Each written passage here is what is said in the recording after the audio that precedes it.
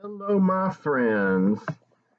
It is December 28th, or a few hours more, 2021, for a few days more. I'm going to try something a little different today with the BLU review. I'm going to do what really is different for me, but it's, ubiquitous on YouTube channels, is I'm going to do some live reactions to some trailers. I picked out 5 trailers. Probably the next 5 movies that I intend to see in the movie theater after Spider-Man No Way Home, which I'm going to see hopefully in the next several days, and we'll review on BLU Review. So the first of these is now playing in the theater. It just debuted here in Charlotte. All the others are upcoming in early 2022. So I'm going to cover these and just give you my reactions. Some of them I know a bit about going in, some I know very little, so it's going to be honest, off the cuff, and possibly under-informed, ill-informed. So I'll be experiencing them along with anyone else who's coming to them cold. So feel free to correct me on issues in the comments. Just, go easy. I'm a sensitive young man. So anyway, I'm going to be watching them on my big TV on YouTube while I talk about them. I may pause between them and return to rejuvenate myself in between trailers. So let's go here. All right, so first of these is Licorice Pizza, directed by Paul Thomas Anderson. I'm sure you're aware of who he is. Excuse all the notifications. So it starts off with David Bowie's incredible song, Life on Mars, I guess. Yeah, beautiful song off Hunky Dory, which is just about my favorite Bowie album. And I don't know the actors. The main actor, I believe, is named Alana Hale, and I think her character's named Alana Kane. My friend Tim McLean, ladies and gentlemen, told me she's the lead singer for a band. She is a very, unconventionally attractive woman, like a real woman. Just a nice body. I'm just gonna say, sorry. There goes my misogyny again. I gotta watch that. Sorry, I just think it's healthy sex positivity. It's an intense drama. It looks like a comedy drama, fast-paced trailer, crazy scenes. I believe I read it was set in the 70s, and it looks like it. It looks like basically this idiosyncratic up and down love affair between Alana's character and the young male guy, a hero, love interest. I don't know his character or actor. He looks kind of like a very 70s kind of nerd guy, and that's not a bad thing. And looks like they have a lot of ups and downs. Yeah, Alana's really hot. He's a cool guy too, and I think it's nice to see guys like that getting girls who are A, hot, and B, kind of hot in a very unconventional, bizarre fashion. And I don't know, it looks very romantic. It looks kind of like the movie that just has a small amount of characters, intimate, funny, but still with this glorious, amazing Paul Thomas Anderson cinematography. Cooper Hoffman is the other main character. It's also Sean Penn and Tom Waits in it. Okay, we're gonna pause this if we can, and if we can, hold on. Well, this thing doesn't want me to pause because it is absolutely. Hold on. It's obsessed with feeding me ads. Unlike my laptop, my TV feed for YouTube doesn't have isn't ad proofed. So there's going to be some obnoxious ads between these trailers, maybe even during the trailers. That one played clear. Anyway, about Licorice Pizza. Yeah, it looks like the kind of movie that I think I would really like. It has kind of echoes of those period pieces, Anderson did, like Boogie Nights, obviously, um, or even Inherent Vice, um, very 70s. Cinematography looks really sharp. Some of his more recent movies have kind of toned down on his like really amazing, powerful, popping cinematography, like in his early films, which is fine, but I missed that. This one seems to have a good palette of looks. Um, yeah, and it also has kind of that drama comedy, tortured romance thing like in Magnolia, which I really love. Kind of quirky hookups, notably in that movie between John C. Riley's kind of everyman cop character, a little clueless but good-hearted, with Malore Walters, kind of tragic, broken, drug addicted, but again, good-hearted character. Um, Fantastic movie, Magnolia. So anyway, this looks. I'm not going to use this tired cliche return to form, but uh, I had kind of a hard time getting through Phantom Thread. I didn't get far into it, and I had a hard time getting through the Grandmaster. I just wasn't clicking with them. Not all of his subject matter connects with me. I still of the mind that his first three, Hard Eight, Boogie Nights, and Magnolia, are brilliant, and I really like Inherent Vice. And the others, I'm just maybe you would say I respect his body of work more than actually enjoy it. There Will Be Blood, for what it is a strong film, but it doesn't really connect with me. I think it was him trying something different, and certainly it worked because it was a huge hit financially, not huge, huge, but huge enough, and huge, huge hit critically. And I thought maybe that was a little overpraised. Maybe because it was different. I don't know, for him. It looked like he was kind of going into a Michael Cimino kind of level of filmmaking, style of filmmaking, kind of a Heaven's Gate. What's that other movie not by Michael Cimino around that same time that I always get confused with Heaven's Gate, Days of Heaven, both of which I like. Not to be confused with that other Heavens, or is Heaven's Gate the one about the, there's also the Heaven movie about the documentary about the dog cemeteries. I always get those three movies jangled in my head, even though I know distinctly which one's which. I mean, I like all of them, so it doesn't help. And a lot of people hate one, two, or all three of them. Um, the one with dogs seems to fare better than the ones with humans, critically. But in any case, I see what he was doing. But Let There Be Blood, I think, is, yeah, it's one of those cases where people get, overwrought with this idea of this kind of epic expanse of earlier America, capitalism, period piece with this kind of sweeping look at this just kind of reprehensible, yet I guess enigmatic, charismatic to some people character, played by Daniel Day-Lewis, kind of showing his acting chops. I felt the religious character, the young character in that movie, was a total scumbag. I don't know if he was supposed to be. It seems like some interpretations are that he was compared to uh, Day Lewis's guy, virtuous, especially since he seemed to be a little more calm and evenly tempered toward the end. And Lewis still got exacted revenge on him, but I thought the revenge was the best thing about the movie. And I thought I mean, if I had to choose, I'm not a lesser of two evils guy. Anyone who knows my politics knows that. But in fiction, I'll concede that concept. I thought between Day Lewis's megalomaniacal, rugged individualism, manifest destiny, and this like simpering religious fanatic, manipulating bastard, I was with Day Lewis.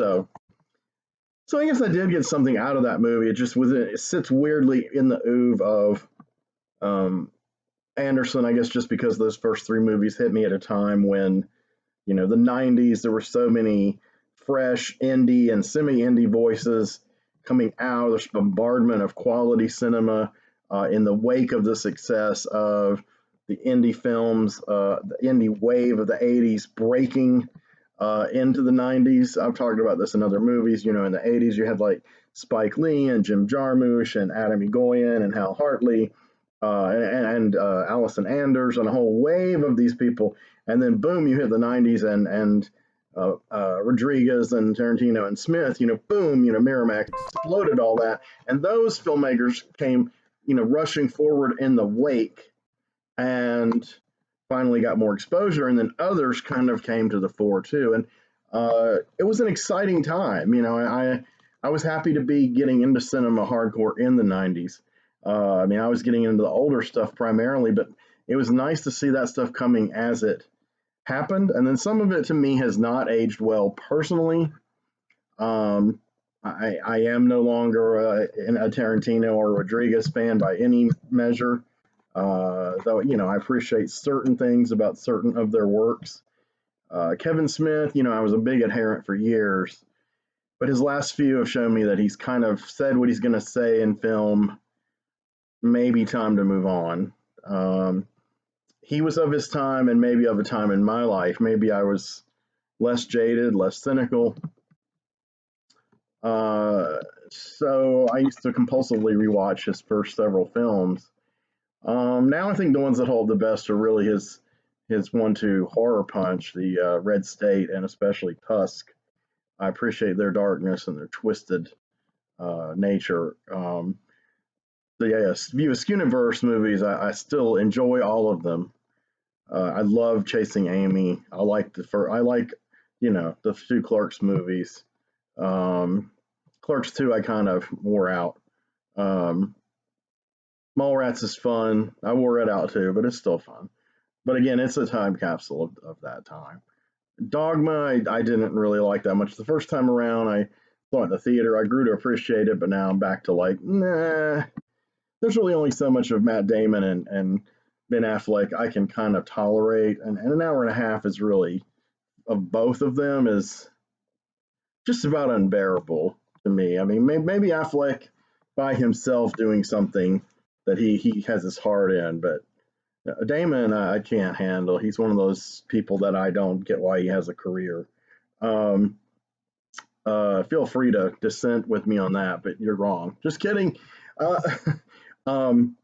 You know, but this last View Askewniverse return movie, the Jay and Silent Bob reboot, was horrible, and it showed that.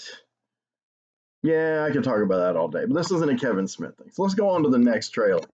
The P.T. Anderson kind of brought up this whole well of memories and things.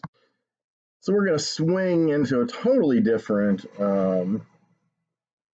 milieu here with this next trailer, I believe, if we ever get past these ads. So that one was now playing, by the way.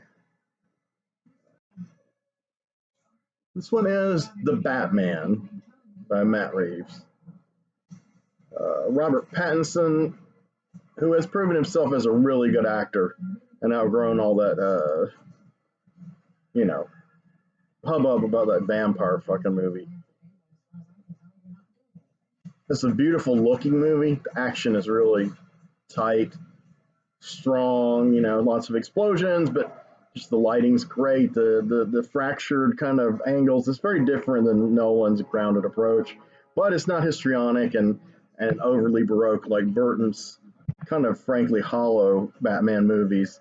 Though I have a soft spot for Batman Returns. I don't like the Schumacher and movies.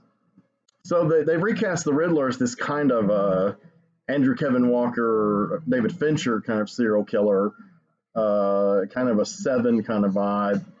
And it works. It's kind of weird to see the Riddler in this position, but the Dark Riddler. But it's a good thing, you know, it looks like a good opponent. Again, the photography's great. We've got Alfred by Andrew Serkis, which is an okay choice. I mean, Sean Pertwee from the TV show Gotham was brilliant as a younger Alfred. But I guess they're not going to recast him for this movie taking place in a different universe or whatever. I'm going to pause this real quick and talk a bit. Circus seems okay.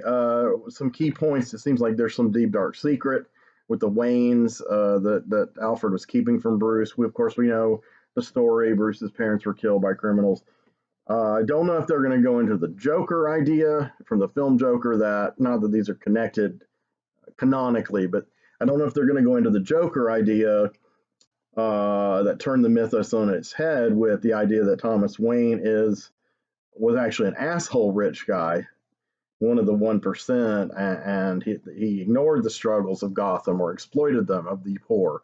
I liked that revisionism, the idea that, Batman is going to grow up fighting revenge because he loves his father, when actually, well, in this day and age, with a mirror, of art turned onto itself, Joker, as in the movie Joker, is a more sympathetic figure set against the rich Waynes. And it looks like they're talking about this in the trailer of this movie. They're reflecting this reality. Like, there's a character, I'm not sure who she's supposed to be. She's an attractive African American woman, and she's talking to Bruce Wayne at the beginning of this trailer, and she's like, the Waynes, you're supposed to be these philanthropists, but it seems like you're doing nothing for Gotham. And of course, the irony is then they flash with scenes of him as Batman trying to do something good for Gotham. But it looks like they might be puncturing some holes in this whole, the rich guys, the superhero is going to save Gotham. I mean, maybe in the 30s and the Depression, that seemed like some kind of cool thing. Obviously, it was, it was influenced by Zorro, who also was a wealthy character. A lot of the superheroes in the old days were wealthy, of course. Obviously, Tony Stark later, and now iconically, as the rich guy who was forced to have a conscience about killing people with munitions, which was an idea created for the comics by Steve Gerber in the 1970s, of course, and wonderfully, done in the first Iron Man movie, I thought. Really, it's true. I mean, working class heroes, to quote John Lennon, that's really more where it's at now. And that's why I think you've had emphasis on the fact, in the films anyway, that characters like Captain America and Spider-Man grew up poor in the boroughs of New York. And of course, now you probably have to be rich to live in the boroughs of New York. But Brooklyn 100 years ago, that's a little different with Cap. But yeah, they're poor. They were poor and struggling.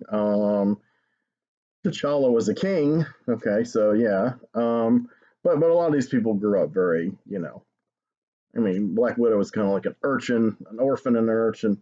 Hawkeye seems like just an average guy who got roped into being an assassin. You don't really know why, but you get from the Hawkeye show, he's kind of a working class dude. Banner, I don't think Banner can fit into any one class. If he had money at one time, it was because he was such a brilliant scientist and awarded scientist, but he's also such a misanthrope and individualist and weirdo that I don't think money ever really mattered to him. And as the Hulk, he probably couldn't really hold on to money. Like in the comics, he certainly couldn't. When you rip up your clothes and you jump around from state to state for months, you don't have any money, you don't have any clothes, you're just kind of, or like in the TV show, somehow he did manage to buy new clothes every week, and and he kept the same backpack. But other than that, he had nothing. I don't know how he forged all his IDs with David B names. But the show is charming. It's charming. It's Bill Bixby, The Rock. So anyway, back to Batman. Zoe Kravitz, I'm only mildly familiar with. Heard her name. I don't know if she's Lenny Kravitz's daughter, maybe. Pretty young African American girl. She's light skinned. She's Selena Kyle. So we've gone back with the African American Selena Kyle, and I hope that's more of a nod to Eartha Kitt, who was great, than it was to Halle Berry was not so great. But also it's just keeping with the modern kind of diversity. It doesn't matter what her race is. And she looks good in it. I mean, I think she fits, this kind of, like I said, with the socioeconomic subtext coming in post-Joker film, and just the way the world is now has changed since the Nolan years, and worsened in this area and in these issues. I think having a more poor black character being Selena Kyle, because Selena Kyle was a poor character in Frank Miller's Dark Knight. She was an orphan prostitute. I don't know if she'll be a prostitute in this. That'd be interesting. But my point is this is more grounded. Now, Anne Hathaway did amazingly pull off Selena Kyle in Dark Knight Rises. But I got the impression her character is kind of maybe a middle class character to upper middle class. And of course, Tim Burton's view of her as being like a nerd with a split identity. That was not in the comics. But that movie, it worked. I don't know. I mean, that movie's got a lot of flaws. Danny DeVito as the Penguin, I'm not a fan of. Even though it was cool to have the Dr. Caligari look and his makeup, and Anton Furst's work was brilliant. The costuming was brilliant. The all-black Batman, that's just pristine, deep black, sleek with Michael Keaton. To me, that's the best-looking cinematic Batman. Those first two Batman movies. I'm not a fan of the first movie anymore. Sorry, I'm just not. Wasn't the time. It was definitely, I was the target audience. It was for my generation. It came out when I was beginning college. And boom, I was obsessed. I don't like Tim Burton, though. I'm not a fan of Tim Burton anymore. I think that movie has not aged well. It's very corny and cheesy.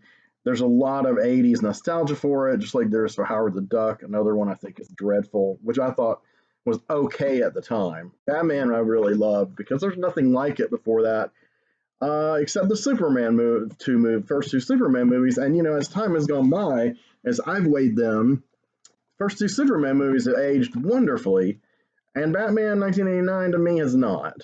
But again, it's that 80s nostalgia. Not everything in the 80s can be nostalgia, can be great.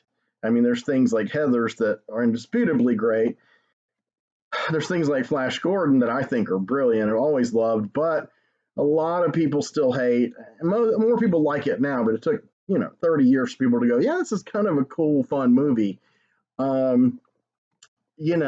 have decided it's not bad anymore. And I agree with them. I don't agree with them about Duck. Batman is one they thought were brilliant, and Purple Rain is one that it's Purple Rain. It's ubiquitous. It's not really considered a classic film, but it is endemic of the 90s. It's emblematic of the era, smack dab in the middle of the 80s. I'd like to do a review of it sometime, actually.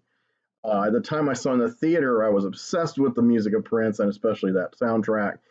I liked him. The movie I felt was pretty good, but fell flat a little. This was my, teenage viewpoint. So over the years, I had kind of a respect for it just because it was Purple Rain, it was Prince. I saw it in the theater in 2016. The last night of its, it's going to be a week, but it's the extended month showing, special national showing, and Charlotte it's played a month. And I saw the very last showing in a theater with 5 other people, all of whom were black, and I loved it. I loved it more than I did in the 80s when I saw it when I was a teenager. I was quite old enough to go in by myself, and I loved it. And I still love it, so I immediately bought it on Blu-ray with the purple, Blu-ray plastic case instead of blue. And I've watched it once since then. I really enjoyed it. So that's one to me that it's, for what it is, it's great. And I think it's aged well because it is of its time, and it's some of these movies I think encapsulate the time and take it with them and work. They take you back to that time, but there's also some resonance nowadays. I don't feel that way about the Batman film. Batman Returns is a different animal, ironically written by Daniel Waters, the guy who wrote Heathers. So, you kind of see how this stuff was coming together. As far as The Batman by Matt Reeves, I feel as though it looks amazing, and I feel it kind of harkens back. His look harkens back a little bit to the Keaton Batman, but also, I don't know, a little like kind of post-industrial with the armor, but not to the extent of like the Affleck armor, or even quite to the Bale. Some spiral staircase scenes. There's some giallo elements, some detective elements with the Riddler, which would be really kind of new for a Batman movie, but not for the character. Obviously, in this, Selina and Bruce are their love interests, and this latest trailer really accentuates that. I didn't really see her in the other trailers, or I was oblivious. I didn't realize how big a part she had. So this is cool. We're back into the possible destruction of Gotham, maybe not to the apocalyptic level that Bane perpetrated in Rises, but it's still there. A lot of these big sweeping scenes, dramatic, ambiguous dialogue snippets and sound bites, bats flying, violent as hell. I like it. I like it's it's like a postmodern kind of Batman. They don't really show me much in the trailer, but Jeffrey Wright, I believe, is Commissioner Gordon, and I love Jeffrey Wright. I thought that was a brilliant casting move. Anything else I can think of? Oh, Colin Farrell plays the Penguin under a ton of makeup. And apparently they're going to go with the idea that Cobblepot is like a giant underworld boss, kind of like Carmine Falcone. I don't know if that's reflected in recent comic books or not, but it's definitely not in the traditional OOV. I always saw Penguin as a buffoonish character, not a dangerous character. Maybe that's because of things like the Batman 66 show or Super Friends or whatever, but I never took him seriously as any kind of threat. And in Batman Returns, I guess they kind of were trying to portray him that way, but to me, it still didn't work.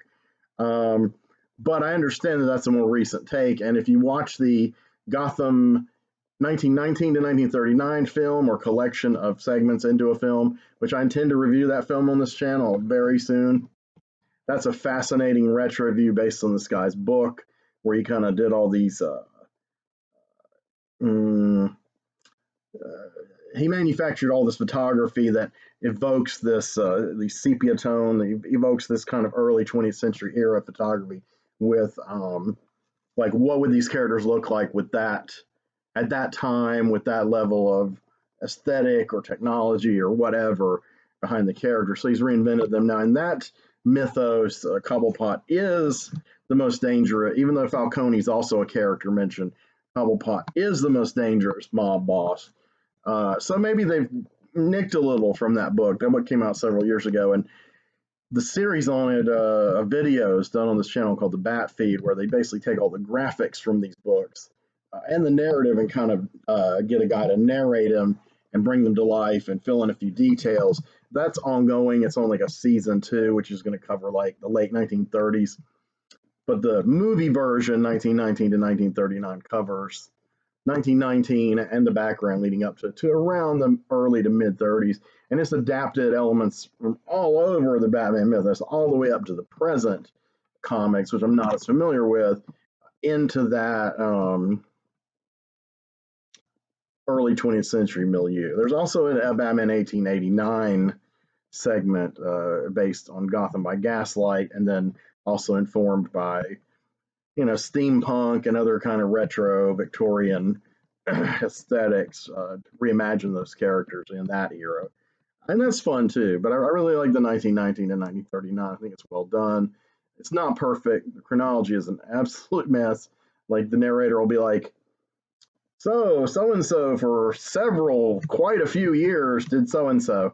And then it's like 1914 to 1919. And he makes it sound like it's like 10, 20, 30 years.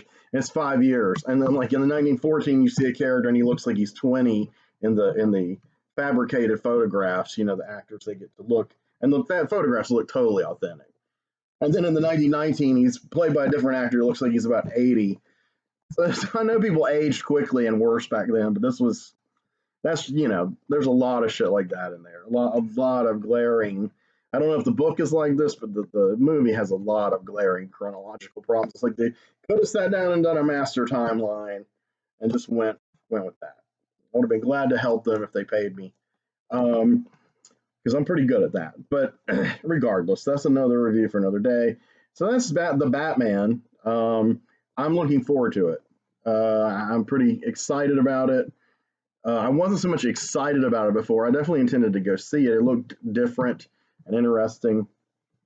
Vast improvement over Batfleck, as they call him. I'm not a DCEU fan, which you guys may have gathered from my review several months back of Zack Snyder's Justice League, which I did find superior to the Whedon cut and to really the other Superman DCEU films, and certainly to the execrable Suicide Squad films.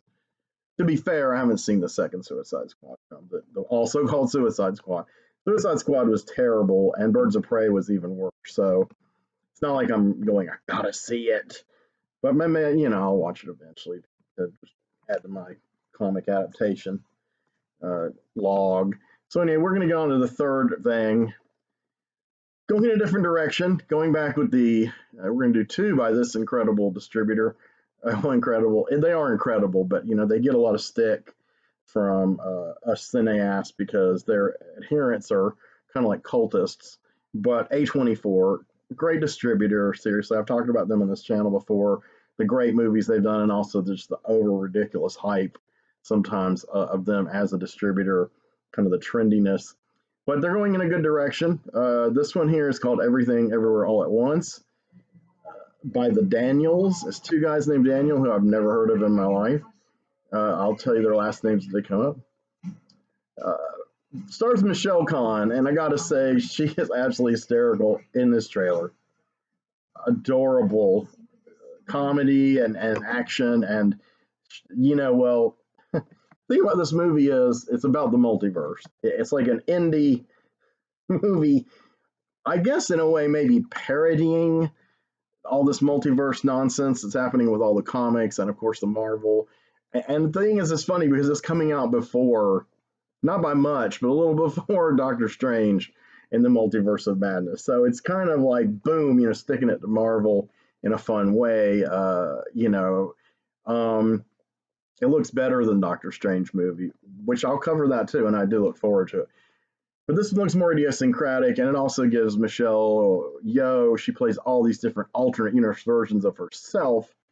I think her name's Evelyn Wang, the character, and they're all different. You know, it reminds me of the Loki show, the variants. Some are even different, like genders, different, you know, whatever. And you know, of course, she has played a wide variety of characters in her career, and a lot of fantasy and action kind of stuff, but also a lot of drama, you know, comedy. And this kind of, you know, it rolls it into a ball of wax. So it looks like she works at a laundromat. And if I get this right from the trailer, no, actually, she looks more like works in an office cubicle, but she hangs out in a laundromat. She has a very obnoxious authority figure played by Jamie Lee Curtis, who's, I'm going to assume, is in a lot of makeup. She looks pretty dreadful. Because I don't think she's aged that much since Halloween Kills. And she's swept into Evelyn Wang. Michelle Yeoh is swept into this kind of realization that there's a multiverse and there's a zillion versions of herself. And then it gets hyper frenetic. She's like a cook. She's a movie star. She's a martial artist. You know, and she has these certain skills she's gained from the other realities. And so you get to see her doing her martial arts thing, which she's incredible at. It's mostly authentically her. So there's a lot of action and a lot of comedy, maybe a bit of self-parody of her roles. But this is a very high energy trailer, very, very kinetic, and pretty hilarious. And she's deadpan. Her humor is very deadpan, and she's proven good at that. I really like that approach in the Star Trek Discovery series where she plays the evil Giorgio. She also played the good Giorgio, but evil Giorgio's from the Mirror Universe. So again, there's maybe some self-parody here. A lot of martial arts in this. But again, with the banality of her working in a cubicle and hanging out in a laundromat. It even looks like it has a little bit of this pathos, humorous pathos that's in the Paul Thomas Anderson movie I just talked about. Maybe it's just a little something for everything, but this could be her tour de force. And again, a David Bowie song. I'm trying to remember the name of this Bowie song. I love it, but it's one I've never, you know. We should be home by now. I can't remember the song. Brilliant trailer. Oh my God. Everything, everywhere, all at once. Coming soon. I am looking forward to this one like crazy. So we're going to go on my playlist, onward. So back to A24. So this one's called The Northman, and it is directed by Robert Eggers, who brought us The Witch, of course, with the great Anya Taylor-Joy. I guess that was her debut. He also did the highly idiosyncratic The Lighthouse in black and white with my man Willem Dafoe and Robert Pattinson, who we just talked about as Batman. So this film's called The Northman. It's takes place centuries ago. It's obviously the Scandinavian warring era. Alexander Skarsgård stars in it as the Northman. Looks like it charts his life as from a child onward, and his father is Ethan Hawke, who's like a king who's wronged and killed. And Ethan Hawke, it looks like I'm gonna go ahead and start playing it through. Ethan Hawke looks like he's doing a great job in this. I really like Ethan Hawke. I didn't always, but he kind of won me back over with First Reformed, and I really enjoy scenes of him in this. The beautiful vistas are shot. It's sweeping. It's definitely Eggers with a budget, and it's just majestic. It's kind of like Eggers does a little bit of Marquita Lazarova, which is never a bad thing, with some kind of Macbeth thrown in there. And Willem Dafoe is in this too. Unfortunately, Nicole Kidman's in it as the mother of the Northman, and I'm not a fan, but here she is again playing this coldly beautiful, ethereal character. I'm acting. I just don't like that about her at all. I'm not a fan of her. Other than that, the cast is great. Anya Taylor-Joy is in this movie. There's kind of a mystical, witchy element. There's definitely a lot of this pagan Norse stuff going on. Hawk scenes are great. And yeah, so Skarsgård grows up and wants revenge, I guess, against this tribe who killed his father, and he ends up rowing this boat and coming of age, and he's kind of focused on redeeming the death of his parents. And it says from visionary director Robert Eggers. It's like The Lighthouse in color on a huge budget, and with swords and stuff, kind of like Valhalla Rising with Mads Mikkelsen by Refn. Good movie. And Defoe is playing, sounds like this madman, portentous madman kind of character. Anya is over the top in a good way, as always, and luminously beautiful. Yeah, it's amazing. It looks amazing. Another period one that got a lot of talk that was beautifully shot that I should have liked because I was a fan of the Legends was The Green Knight. I grew up reading the Gawain and the Green Knight stories, myths, but I gotta say I tried to watch it and I thought it was a little dull. I didn't get far into it. Maybe I will again one day. This one excites me a lot more. I grew up loving Arthurian legends, but the Norse stuff I'm wedded to. I'm not much of a fighter or a swordsman, but I am mostly Germans, and I grew up on the Mighty Thor comics, so hey, maybe that's it. Also, Bjork plays in this movie, and I think from her work in the Juniper Tree and especially Dancer in the Dark, she's a fantabulous actress in addition to being this luminous, brilliant musician, an odd creature. So that's The Northman. So we're up to number 4. Let's see what this brings us. We're going to wrap up with number 5 after we get through these interminable YouTube ads. This one's also about the multiverse. It's called Doctor Strange in the Multiverse of Madness. One you've been waiting for, I'm sure. This one doesn't come out until May 6th. Sam Raimi directed this, and it's nice to see him returning to Marvel characters and to Steve Ditko characters after a wonderful Spider-Man trilogy that really encapsulated like my Spider-Man and his Spider-Man. Raimi's not that much older than me, so we were weaned, I guess, I wasn't weaned on the Ditko stuff. That was before I was born, but I was aware of it. I read at a young age, and of course the Romita, Gil Kane, Ross Andrew era of Spider-Man. Doctor Strange, has been a passion of mine most of my life. I got into him in the early 70s, and Steve Englehart was writing, and then, of course, I went back and read all the glorious Ditko material and stuff with Stanley and all these great artists like Bill Everett and Marie Severin and Dan Adkins and Frank Brunner and Gene Colan and Tom Palmer. Always had great art. Anyway, in this one, we see Doctor Strange's beard and everything is more elaborate and fuller, kind of like in No Way Home. I really like his look in this. He really looks Doctor Strange in this. I love his hair.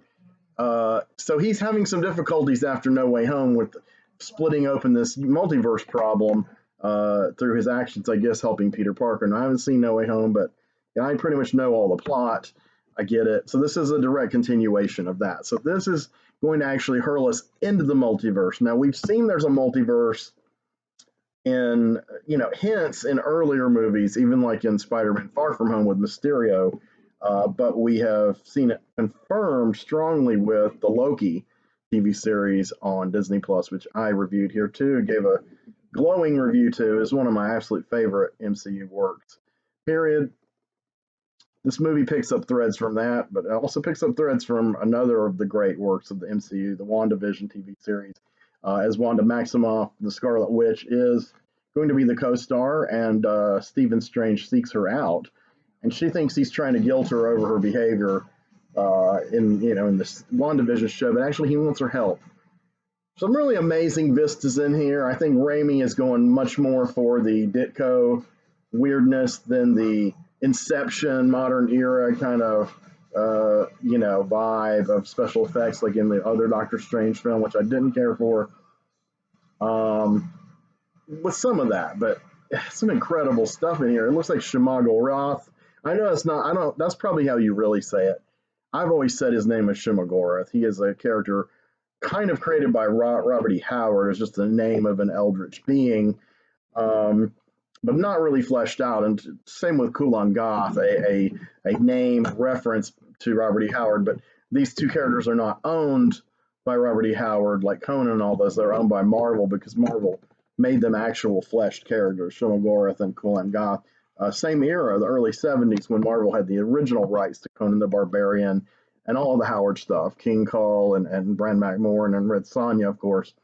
I love all that stuff. And I actually like Conan comics less than I do the offshoots Kull, Red Sonja, etc., Savage Tales, but I do love the Conan books. And now Marvel has full rights to Conan again after many years. So not only have they reintegrated that kind of stuff, those tie-ins like with those characters and the Serpent Crown and Lemuria, Serpent King, and all that kind of stuff. Serpent People, or whatever, Lemuria, Serpent People, Serpent Crown is what I mean. But now Conan's having like outright crossover. See, Conan never crossed over directly with any Marvel Universe characters. I mean, it was obvious he was in the Marvel Universe, and that the Robert E. Howard / H.P. Lovecraft Weird Tales cycle was incorporated by Roy Thomas into the Marvel Universe strongly. But now Kull crossed over with Spider-Man. Kull and Conan crossed over. Red Sonja crossed over with Spider-Man via Kulan Gath. Kulan Gath battled the X-Men. Kulan Gath battled Conan several times. He was originally introduced in an early issue of Conan where Conan crossed over with Elric, so he was also in the Marvel multiverse at least. Though I don't think Elric has appeared in the Marvel multiverse since then at all. I could be wrong. Tell me if I'm wrong. I may need to look him up on the MarVNAP, the official handbook appendix of the Marvel Universe website, which is really great for the old and obscure characters and the characters who appeared that are kind of on the fringes that still exist in the Marvel Universe or Marvel Multiverse. And of course, those have always been my personal kind of favorites, like Hodiah Twist by Don McGregor, the Sherlock Holmes guy. He's in the Marvel Universe. I mean, I'm just giving you an example, like all these kind of characters that appeared in like the black and white magazines. When I grew up, I assumed they were all in the Marvel Universe. And most of them were, and even the licensed characters. So, I mean, for a while, Godzilla and the Shogun Warriors were in the Marvel Universe, and even the Transformers. Hey, buddy! Hey, buddy! But it's the Godzilla pretty squarely, but definitely the Robert E. Howard stuff. I could talk about this stuff all day. I'm fascinated by it. I love it. And that magic is gone in current Marvel comics. But I was kind of happy. I don't really plan on running out to read it, but I was kind of happy to see the Conan crossing over directly now with like Wolverine and some of these other characters via time travel, because I always wanted to see that as a kid. I was like, when is the Thing and Conan going to come up in Marvel 2? And when is Spider-Man and Conan going to be a Marvel team? And it never fucking happened. But they would show Conan, and they would talk about his era and all these other comics. So you knew he was around. He just didn't cross over. He didn't meet these modern Marvel characters or any kind of even time traveling or mystical characters like Doctor Strange. Obviously, Marvel's going to make that happen now. If it happens in a good story with great art, I will certainly check it out. But, Marvel might be great art, but story, I feel about it. But anyway, Comics Explained great channel. I don't always agree with him. His knowledge of older Marvel isn't 100%. His knowledge of millennial Marvel is great.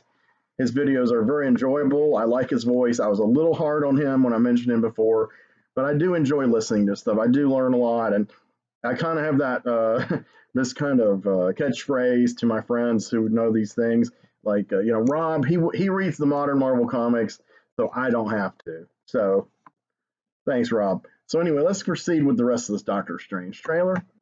Doesn't have much longer. So he sees Baron Mordo, who of course has turned evil after the first movie. Looks like he sees an alternate universe of himself that's evil.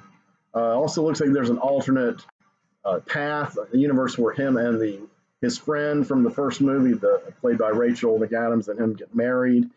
It's not a real long trailer, but visually it's really nice, and it's great to see Wanda in it. Visually, it just looks like it's going to be stunning. It looks like Doctor Strange is going to step up and really be a heroic character in his own right, which I didn't think they pulled off in the first movie.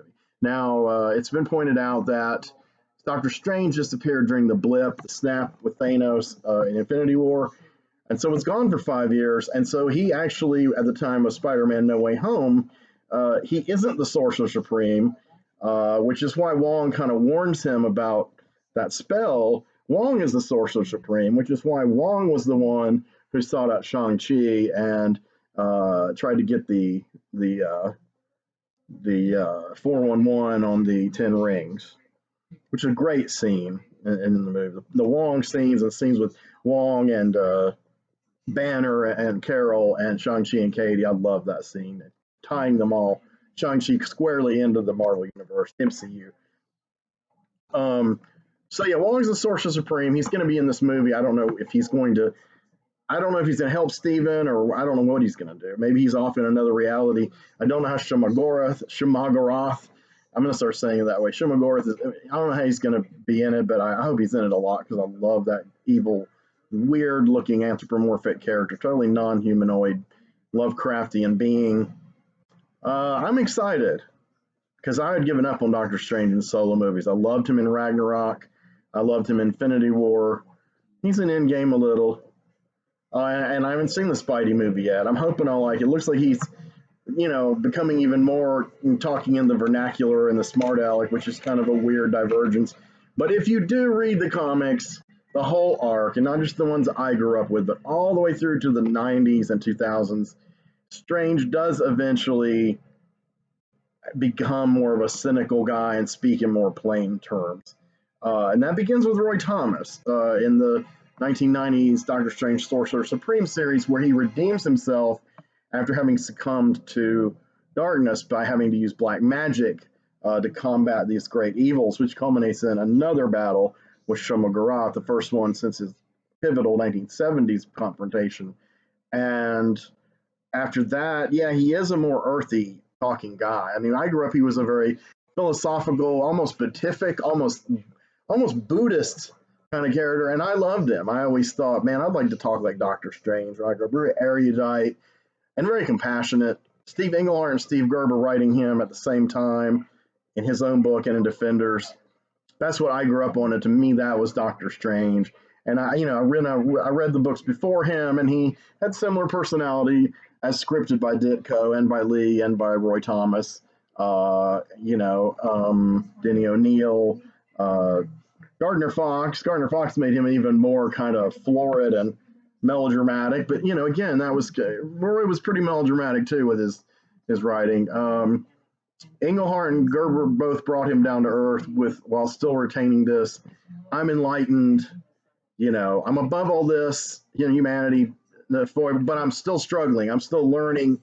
I'm the Sorcerer Supreme, but I'm still human. And it's like they use these taglines at the beginning of the comics in the late 70s, like at the top of the first page, above the title of the comic, they would give you like a thing about the origin, like so-and-so, Bruce Banner bombarded with gamma rays, become, that kind of thing. I'm paraphrasing his. But I'll never forget Doctor Strange, and it was like once he was a man like other men, seduced and jaded by material things, and I forgot the rest. But it does basically say then he found enlightenment and power to help the universe as Doctor Strange. Once he was a man like other men, seduced and jaded by material things. Um, and that's the element I think was missing from the first Doctor Strange movie, is that yes, they got that part right, but they didn't get the part right about how it changed him. When he gets to the point in the Ancient One where he's, scraggly and bearded and he's like, teach me, I'm like, this is it. And then when he becomes the, Master of Mystic Arts, he still talks like this cynical jerk. And I was like, eh. And that was a concession to the more recent comics. I don't know if they thought he'd be too philosophical. He wouldn't have enough one-liners. I think now they're going for the irony that he's this powerful protector of the universe, but he still has these sardonic quips. That seems to be that's what I get out of Infinity War and the Spider-Man clips. Maybe this movie will change that. Maybe this movie will provide some balance. I mean, they did sneak in the classic Strange characterization a little bit in the Avengers movies, Infinity War, where he says, this could be a threat to the universe, hitherto unknown, whatever. And Tony Stark makes fun of his lingo, and I'm like, he's Doctor Strange, dude. But I did like when he said, Stark, I'm the only one who doesn't work for you. I thought their dynamic was just amazing. Like, I used to be like you, Stark. I'm not a motherfucker anymore. I'm not a rich motherfucker anymore. I don't care. And I loved that. Ironically, though, he wasn't giving Tony enough credit for having evolved beyond his, rich billionaire background and also being a hero until he decided to give the Time Stone away to save Tony, because he saw that ultimately it would right itself, though with a lot of pain and suffering, especially characters like Wanda. So many ramifications of those Avengers movies, and some of them have been picked up in the TV shows, and I'm happy about that. Maybe more will be coming. Maybe the Doctor Strange movie will bring us some more. So those are the 5 trailers. Licorice Pizza by Wes Anderson. No, not Licorice Pizza by Paul Thomas Anderson, now playing. Let me go and look here.